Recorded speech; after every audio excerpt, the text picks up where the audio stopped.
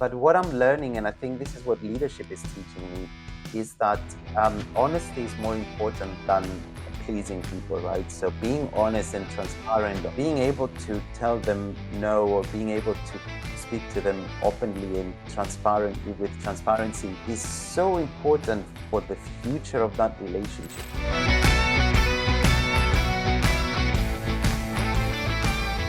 Well, hello, friends, and welcome to a new episode of Merging Minds, the podcast brought to you and powered by BureauWorks, the TMS. As in every episode, I am extremely excited to introduce the guest that is here today. He's one of the top leaders in the industry. He's one of the yeah. Don't give me that face, Uh, Alex. Don't give me that face. He is from Cyprus. He's based in London, and okay, I'll stop. Please, can you introduce yourself, Alex Katsambas? Who are you? who am I? I definitely don't see myself as one of the top, okay? But for the sake of this conversation, yeah, I'm Alex. I'm currently the senior head of Langops and development at a company called Farfetch. And yeah, I've been hardcore localization for it's been 15 years almost now, so it's quite a 15. long time to keep doing this. Man, Yeah. like I was chatting with one of my friends yesterday, and we were like, I was trying to divide the moment in our careers now as millennials, right? And it's the moment in which we are in leadership roles now. That maybe starting, but you see a lot of BPs that are our age, our generation, a lot of general Mhm. directors, a lot of founders. Now it's our moment, right? And you're one of those. And I was like when we met some time ago, I was like thinking about the name of the brand you work for, Farfetch, which is a Yeah. luxury it's a luxury sales um, platform, right? E-commerce. Yeah. And I'm Yeah. telling you, dude, do you know how I found out about your company? I got my credit card robbed once, and they started like buying a ton of stuff on Farfetch. They returned the money, Yeah. thankfully. But I was like, what the hell's Farfetch? And I was like, a code, something. And I was like, okay, who's here that I can talk to? Well, whoever stole your card had good taste, right? Let's just put it this way. They Oh knew man, I think exactly where to go and buy nice things. So yeah, for sure. For sure. That's crazy. I still remember that story. And I was like, is this guy accusing me of like being like a dodgy marketplace? Or is it oh and it my, was oh like, my. no, it wasn't that. But yeah, yeah, I'm good. So I'm glad that this was sorted and this and quickly. this brought me your friendship, my friend. I'm thankful, and thanks for being here today. And whenever I invite a guest, I always want, after the introduction, I always want them to tell us a little bit about their journey in the industry, right? Our Mm, podcast and our conversation is mainly directed to friends in the of localization and course. globalization industry. So please, how Yeah. did you get started here? You said 15 years ago. Yeah, I started. Look, I find myself one of the lucky ones, and I say lucky ones. And what do I mean? That's what I always wanted to do. So it feels that I was, I always wanted to be in languages. I always wanted to be in this field. I studied languages, and then I did my master's on localization technologies, and eventually first job was as a coordinator in a very large LSP, and then from there onwards I kind of evolved into um, the media space. So I kind of started working on media translations, which was very close to what I specialized on. And then from there, a few years there, and then I moved into the post production marketing side of the localization. And I'll say from there onwards, I was working for a marketing post production agency as a transcreation manager, and a technology lead for the team. I learned a lot there. I think I'll say that the biggest part of the things that I know today and the things I do today are coming from there. Nice. And then at some point, Never about forget where you almost come from. I love it. Yeah. exactly, and I Yeah. think I carry so much from from how much you're exposed to what quality is, and what efficiency is, and how to build like models, and how to understand capacities, and how to negotiate with clients. Like there's so much there that you tend to get to learn, that they go beyond that traditional model of an LSP, you know. Okay. Eventually, about 7 years ago, Farfetch happened, and that was, I guess, I'll say probably the best turn in my career. It's been 7 years, so it's a long time.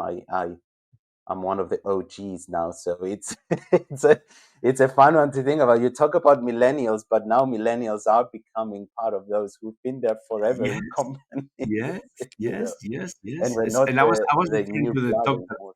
Yeah, yeah. I was referring to the talk that I had with my mate yesterday about our journey, and we taking over those leadership positions, and we being like, let's describe. I was explaining it the other day also in the podcast, like our career in three different stages, right? Like the first 10, 15 years in which you get started, you don't know what to do, you just like trying a lot of stuff, and you Mm, get to some formation, and then the third, where we are now, which is the beginning of that second third, in which we are putting into work what we learned and mm, continue learning, of course.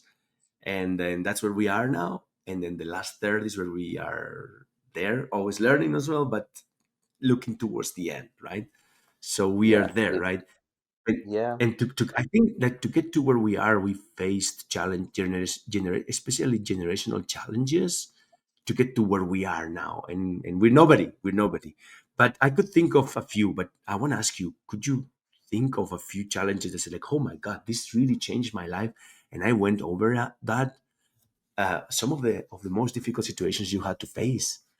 I think one of I'll say for me, I've because I come from Cyprus, and all my career has been in the UK actually. So I guess that realization that you're moving away from the dependency that you have from the family, into thinking that I actually need to work harder than the regular person out there, because I don't have the option and the fallback into, I lose my job. I still have a house to be, but, you find yourself in a situation abroad that you lose your job. You have a very limited period of time to actually recover, get back on your feet, and then keep moving. And Tell me, I know very well, like I've been there as well. So yeah, that's yeah. but surprisingly, that really redefines, not surprising, unsurprisingly, that really redefines your ethics. And I'm really Mhm. talking about my own experience, but you get to a point where you're thinking, um, if I don't have an option, it means that I need to work. Um, so there's always an option for me to keep going from a professional point of view. I Mhm. haven't. I've been lucky, right? And I'll keep saying this because I'm not going to sit here and tell you I've had the biggest hardships, in my life. I haven't. That's the reality. But you do get. What I will never know is, if my career was developing back home, where the family is there, and you have the support, and then you have the emotional support, or your friends are there, would I be in the same space and same place where I am at the moment, with the seniority that I have, with the effort that I put? Um, I guess to a certain extent, I'll tell you, difficulties have always been that big shift that you get on. I don't have an option not to um, to work hard. I don't have Yeah, an option not to, I don't have an option to stay and without a job for a very long time. I don't yeah, have an, and that reconfigures your brain, because that helps you, that pushes you to make decisions that are, they could potentially be very different if you had a security blanket behind you.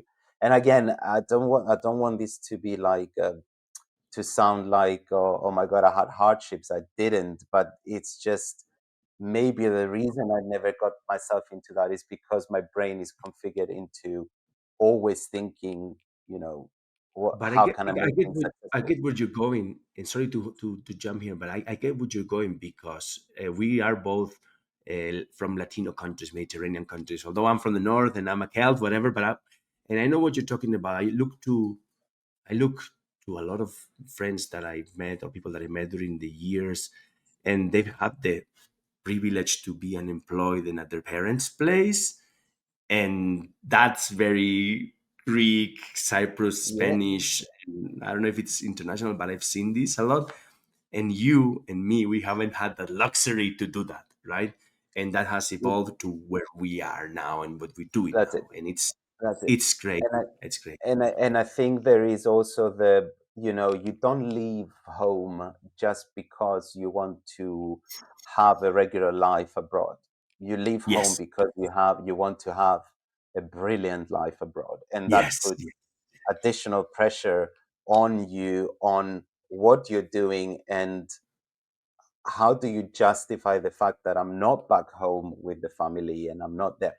It's yes. it's a lot of that. So it's almost a layer of this continuous improvement mindset that you have, that it just And that you never require.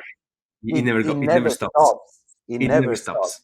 It never That's stops. it. You're It's like you're a it's seeker always of there. opportunities. Yes, you're a seeker of opportunities. You're a bringer of wealth. You have to be a good person. This comes with it. And man, I'm happy you mentioned these things here. And Mm, like I followed you for many years. We became close friends in the last year and a half. And I remember the first time we met when we were walking in New York. That beautiful day, I will never forget. We were walking for a whole hours and hours under the rain, hours, talking, hours. and I loved it, man. Therapy That was session. the yeah therapy session, man. And I was asking you all these questions about work, about life, and about leadership, and then you told me something about it's how natural it was for somebody that had such mindset to become a leader of people, right? And I remember when you told me that you've led teams of up to or over 80 professionals across different regions, right? And Yeah. I was thinking like, hey, how do you get there? What was your approach, or what is your Mm, approach to scaling those teams, maintaining the values, the yeah. quality, the innovation?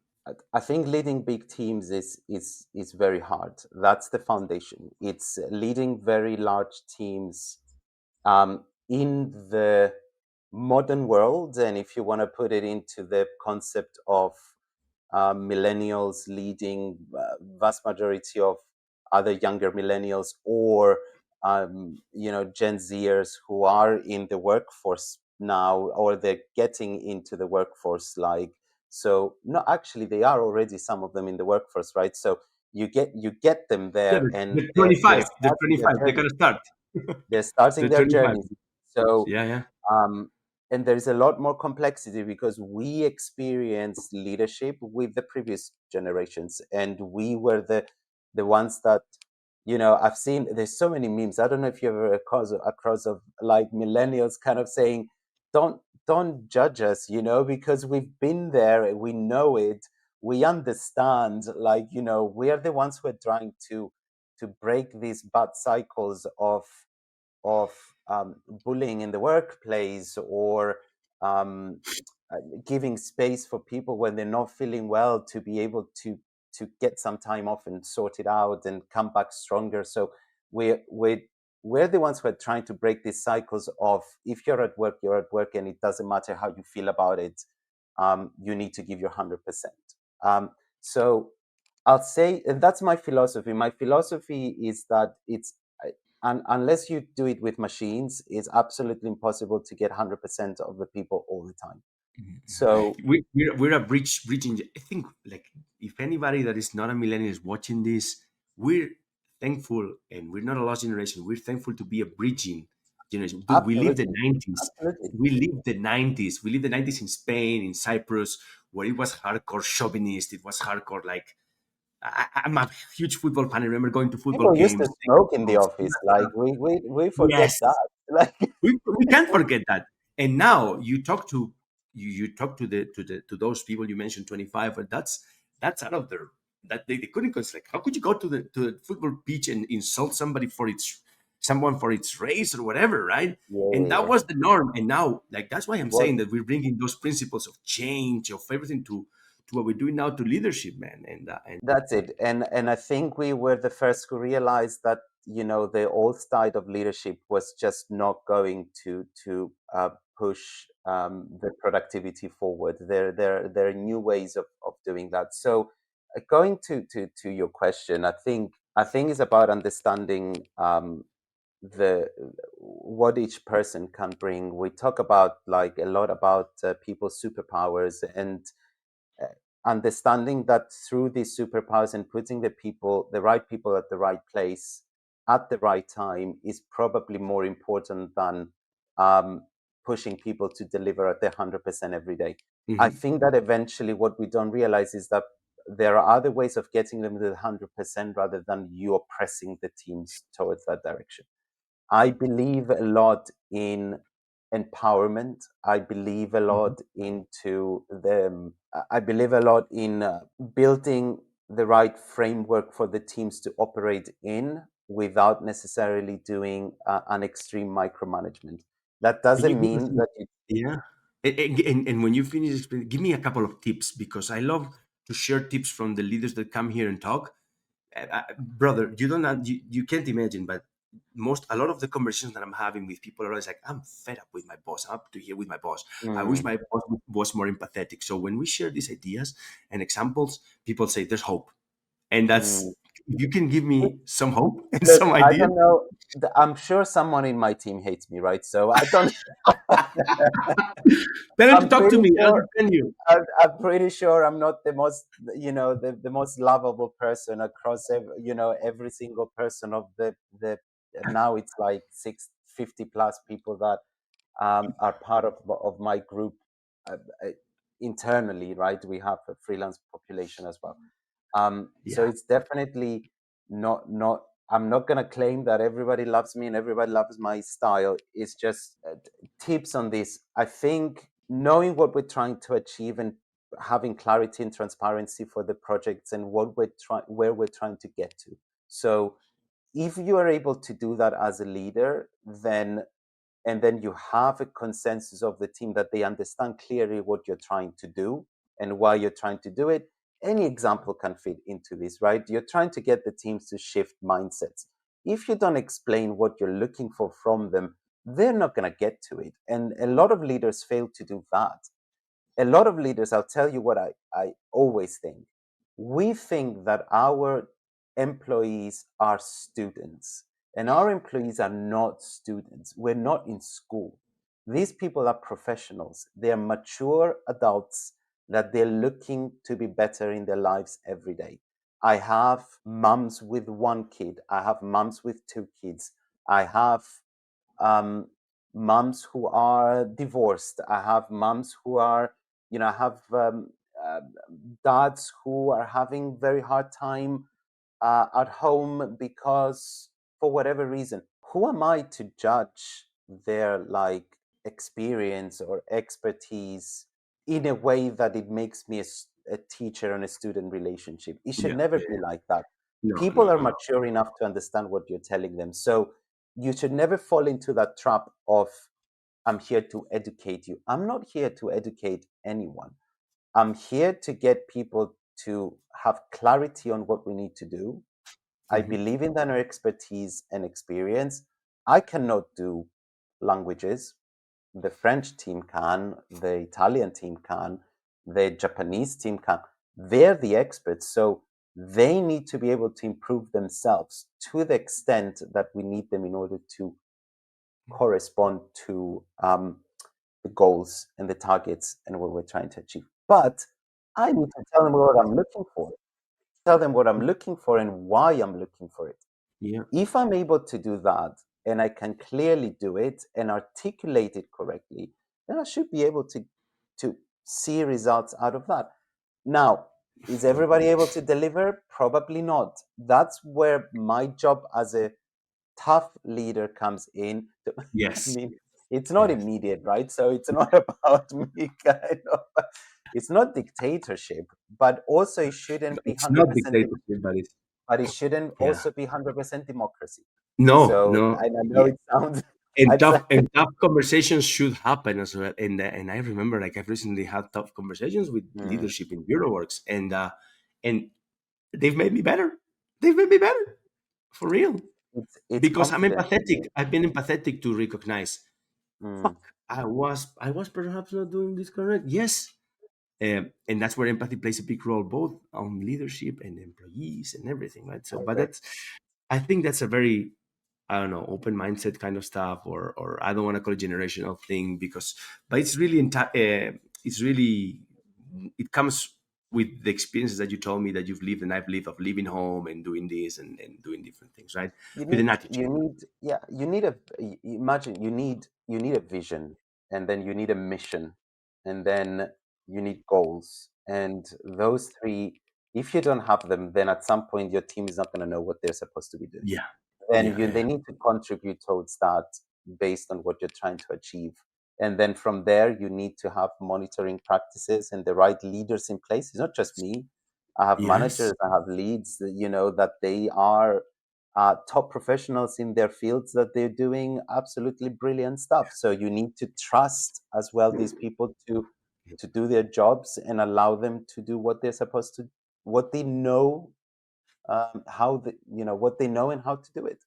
yes, Just indeed. allow And them to do that, empower them. I, I'm loving this first 20 minutes of the conversation. It's bringing me to the first time we met and we spoke and we had that therapy session. And I remember I was going through a difficult moment Mm, personally because I had just broken up with my ex girlfriend, and you were telling this and that. That's where this guy is gonna he's gonna be my friend forever, right? And at that moment, I asked you a couple of things, and you mentioned like, Javi, I love you, I love this, but I am a member of the LGBTQ plus community. I cannot give you that perspective. yeah, Like, ah, yeah, whatever, right? yeah. And I'm bringing this now because this was like so Sure. funny when you told me this, and I was like, Yeah. dude, okay, whatever. But this has also made me think of bringing this up now to ask you a couple of Mm, questions in this regard, right? Because that's your identity. Representation matters. So how has your mm, identity shaped your leadership style and the way you build inclusive teams? Let me know. mm. Let us know. It's I think it's good, but a it's a tough very question. loaded, a very loaded question, right? Very loaded question, and I think it's also important to be respectful of different experiences when you talk about queer people or queerness or queer leaders across and the community. I think the it's loaded because it depends on the location, it depends on cultures, it depends, different places are in different moving different speeds and are in different places in terms of how evolved they are in terms of acceptance and inclusivity. I'll tell you that in a lot of cases, and again, this is coming from my perspective, and I do want to make it clear that I live in London, right? It's an incredibly inclusive location and place in the world, incredibly Yes, indeed. inclusive, and it's something to that it needs to be said as a foundation of the answer that I'm going to give you. I think I'd say that a lot of cases where the blockers are in terms of leadership is is in our heads. So that's kind of that inherited trauma that you're carrying of am I going to be accepted, I'm going to be able to belong, am I ever going to have the same opportunities as everybody else if I come from this um, smaller community compared to the others. And consider that it's not just the LGBTQA plus community, it's not just the queer people, like it's also every all the other minorities as well. You have other minorities that they're probably thinking in the same way. I'd say in a lot of cases you had to put yourself forward and just say, I'm proud of who I am and what I do, on my personal life.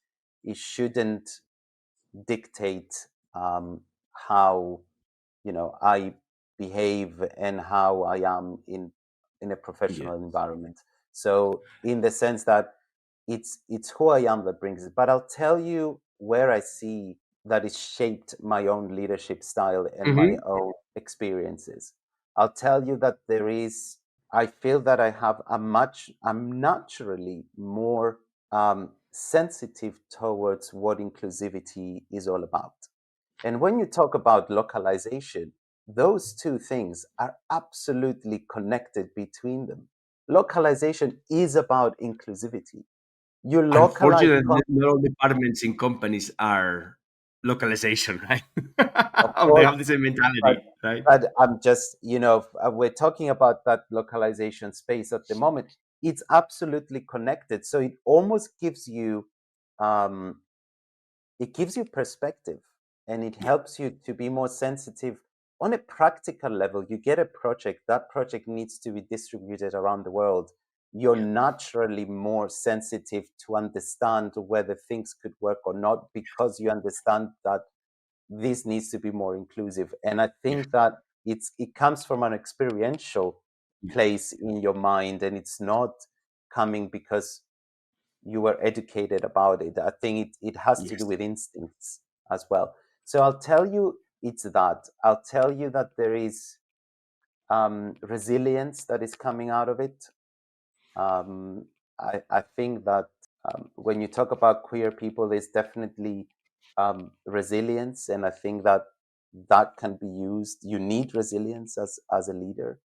Um, so it's a combination of things, but yeah. I actually, always thinking like, I don't know, would I be in the same place if I didn't have my experiences and if I wasn't who I Yes, am? Like, no, it's a very no. existential question, isn't Yes, it? Like, yes, very interesting person. And I was asking you this as well. Um, uh, um, as a result of what we spoke before, we kids that were born in the 80s but grew up in the 90s, right? And we've mm, been through all of the all like we know how the world was back then and it still is at some point right now, right? yeah, But yeah, yeah, thankfully now, compared to what it was 25, 30 years ago or whatever, because we've been 15 years by our age, we're 15 years in the job market, more or less, right? And yeah. nowadays, many companies promote DEI initiatives, right? Mm. So that's cool and that's great, and I think it should be done. But what does true inclusion look like in the workplace beyond corporate statements? What do you think? And that's also a very tough question. Yeah, I think there are practices that I'll tell you from what we are doing now and how we translate that. Um, our quality practices actually have an element of inclusivity. So what do I mean by that? From I'm talking about copy, I'm talking about translated content, I'm talking about all of that. That has an element of the assessments that we do in our style guides and our guidelines. They actually have an inclusivity element in there. What are the things that you can say? What are the things that you cannot say? Because they could be disrespectful towards other people in other cultures, and that's important to have in order to get there, because that's the end result. In order to get there, you need people to understand what the DEI and what these programs represent. um, and in order to do that, you need to educate. Yeah, It's an education piece. I think what that looks like looking truly for the expertise and the potential of people, regardless of background.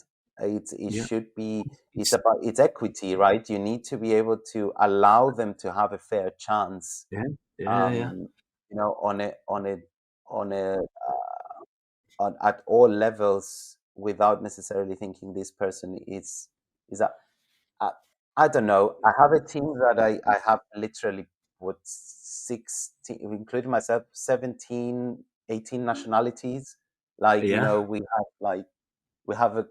we have less Brits than internationals in the team, right? So yeah. it's just so by default, this is a team that is by default structured to be sensitive towards Yes, inclusion, to be sensitive towards diversity, and yeah, to be yeah. sensitive towards like that equity that we're talking about.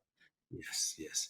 It's interesting. You just mentioned right now about about expectations, right? The expectations that people have towards you to as a leader, whatever. But do you believe queer leaders face higher expectations of scrutiny compared to the non-LGBTQ plus counterparts? What do you Very think? good Very question. good and tough question. I'm pushing the um, strings here, brother. if So I'll give you a very political answer on this one. If it's not a, I shouldn't know. It needs to be a very honest from the heart answer. So if this was ever the case with myself, I never experienced it or I never realized it happening. Uh, this is not it's happening this is happening because of the bias of other people. It's not happening because of who I am, right? So, and that's something that is important so to understand. So I wouldn't know whether, I came across leaders. I believe it was never the case. At least in my case, I never felt this. Do I believe that this exists? Absolutely, it exists, as every other thing that it's unfair in this world. It will exist in a society that is diverse and it's open and it is big, and so yes, does it exist? Absolutely, but it's the absolutely, yeah, bias of other people that create yes. it. Is not It's the is bias of not other the people. existence of queer people that create it, Yeah, I and know. that it's I just had to push it's the such an strings here, but interesting. I wanted this reply from you because like what I love about you is that you always express your opinion. You Mm, never and I'm this is what I love about you because on the opposite, I'm a person that it's to say no to things it's difficult. And I remember telling you this the mm, very first day I told you when we were in that metro speaking in New York. I remember like, dude, I have the difficulties of saying no, of setting mm. those barriers. You you don't have that. It's not a problem or it's not whatever, right? But that's the psychological Yeah, part about your psyche that I liked, and that's why I wanted to ask you to push maybe your it's string here. yeah, it's yeah, I guess so. I never thought about it. It's you're pointing out something that I never thought about myself. Do I say I do see myself as a certain extent as a people pleaser as well, but it's not. Um, but what I'm learning, and I think this is what leadership is teaching me, is that honesty is more important than pleasing people, right? So being honest Yeah. and transparent on, regardless of how tough that message is going to be, um, it all links back to, it's this is an adult and a professional in front of you. So being able to tell them no, or being able to speak to them openly and transparently with transparency,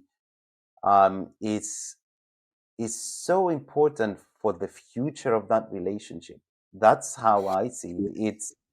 It keeps that relationship honest and open, and it keeps that Yes. you can build more on it. You can ask for more from this person because you have that, Yes. that relationship. I'll give you a funny example. We're, we're chatting with the teams. I have a team of specialists and the leaders, and we're doing a workshop all together, and we're doing a round saying what is our superpower, right? So, and everybody said amazing things, and we actually realized that out of like 15 people, like, we didn't have an overlap of superpowers, which was really cool because it just shows Yeah. how powerful Yeah. that team is, as you have 15, like, Avengers, different things, like, Yeah. on all of them.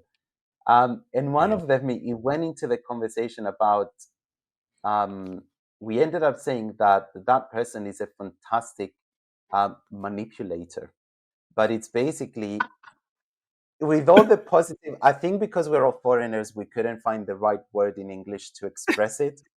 But but we ended up saying, like, manipulators. Okay, fair. But since that conversation, there is so much more transparency in terms of how you get things done with, with the relationship of this person, that it just makes things easier because you're Yes. able to I recognize get it. I how get it. It's people like operate, you know. I know where you're coming from. That word also exists in Spanish, and I'm thinking of it right now. And I know you're It's thinking not of the that word bad. in It's Greek not the as bad. well.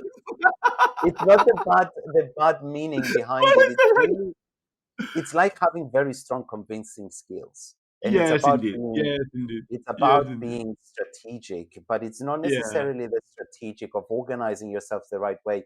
It's Yes. about being able to convince people. It's almost being like a negotiator, like, and Yes. if Yeah. you're able to recognize, but every time you have this conversation, leaders are natural manipulators, right? So every time you have this conversation, I was like, I will always go and tell this person, listen, as a one manipulator to the other, um, this is what we need to do now. And then this person will come and say, yes, I understand, okay, let's do it. Like, it's a lot Yeah. more Yeah. transparent. You break down barriers, and I think that transparency is so so so Yes. important in Yeah, it's leadership, for important. It's sure. important. For sure. Alex, I am so thankful that you came here, share your insights on leadership, on life, on leading big teams, from also your queer perspectives. I'm so thankful. I'm thankful for your time and thank you for your friendship. I hope to see you very soon again, my dear friend. And Same to all here. of those you listening and seeing this on YouTube, thanks for being here again. Until the next episode of Merging Minds. Thank you so Bye, much, man. everybody. Thank you. Thank you. Bye. Bye.